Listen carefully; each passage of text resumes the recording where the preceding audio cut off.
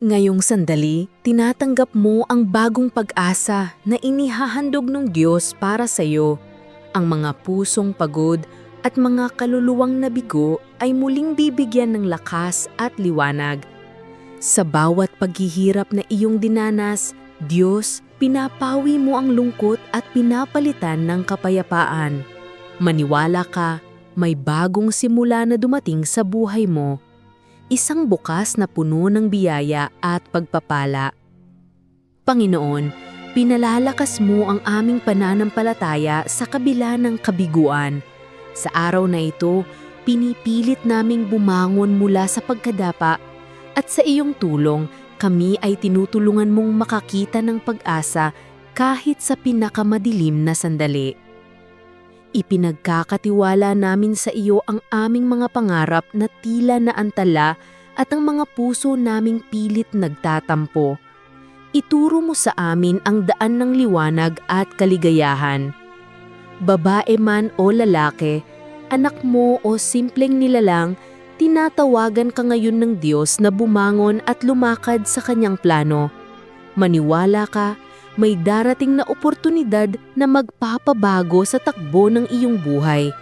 Ang bawat pagluha mo ay hindi nasayang, bawat hirap ay may dahilan at bawat pagkabigo ay magiging tulay patungo sa mas mataas na tagumpay.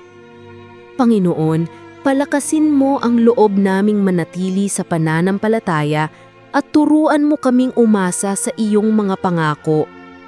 Sa oras na ito, tinatanggal ng Diyos ang bigat sa iyong puso. Ang kaba, takot at pag-aalinlangan ay napapalitan ng kapanatagan at katiyakan.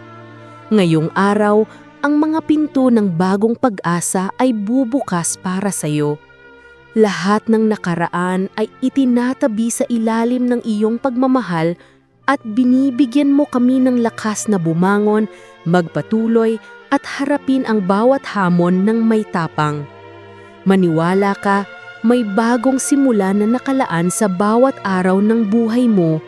Hindi ka nag-iisa sa laban na ito. Ang Diyos ay kasama mo sa bawat hakbang, tinatanganan ka sa pagdapa at tinutulungan kang tumayo ng may kumpiyansa. Ang bawat pangarap na tila nawawala sa mata mo ay muling sisiklap sa tamang panahon.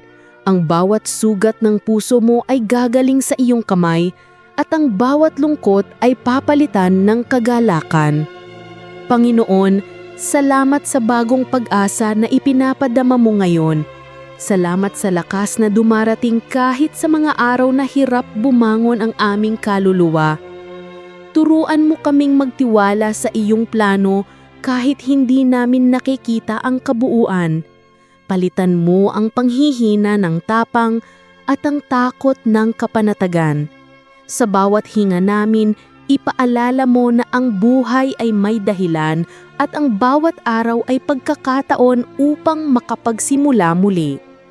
Ngayong oras, ipagdiwang natin ang bagong pag-asa na dumating sa buhay natin. Tumayo tayo ng may kumpiyansa, ngumiti tayo sa kabila ng pagod at maniwala sa mga himala na handang mangyari. Kung naniniwala ka, sabihin mo ngayon, Amen.